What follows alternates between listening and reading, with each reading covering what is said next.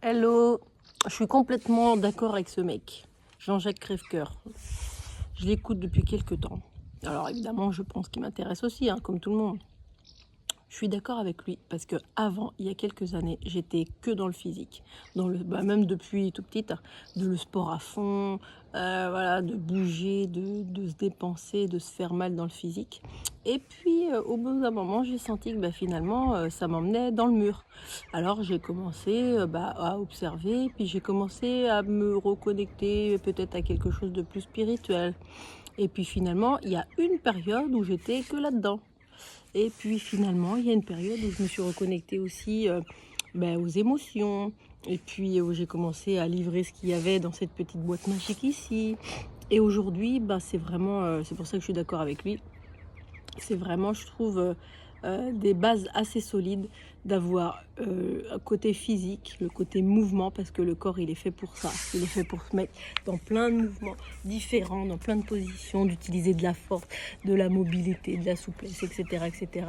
Mais il y a aussi émotionnel qui est important, parce que chaque émotion qui vient là et qui est bloquée, ou alors qui est pas observée, qui est pas accueillie, ça s'appelle des émotions refoulées, et le corps, il va te le faire savoir par plein de manières.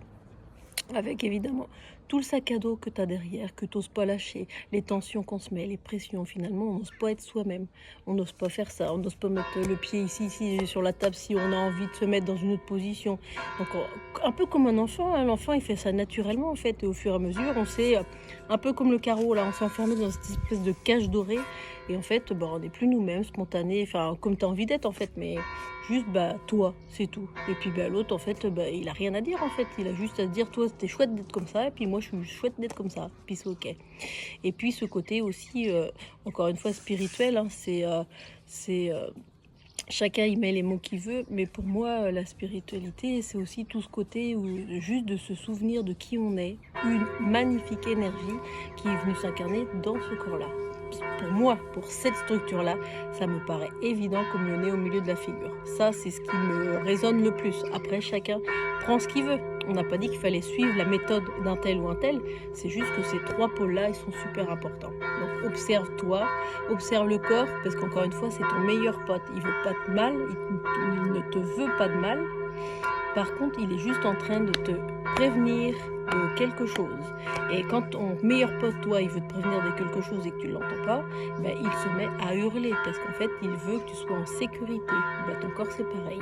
C'est ton meilleur pote, il veut que tu sois en sécurité. Donc, de temps en temps, il vient taper plus fort parce que tu ne l'entends pas. Dis-lui que tu l'aimes tous les matins, embrasse-le, chouchoute-le et observe que tu es une personne magnifique, mais bien plus que ça, tu es une sublime énergie.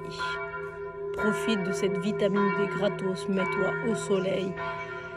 Si tu en as envie, expose-toi au moins dehors pour capter ces énergies et puis chouchoute ton écorce, j'allais dire, mais c'est pareil qu'un arbre. Chouchoute ton corps et puis surtout fais appel à quelqu'un si tu as besoin. Allez, ciao et belle journée. Chouchoute-toi bien.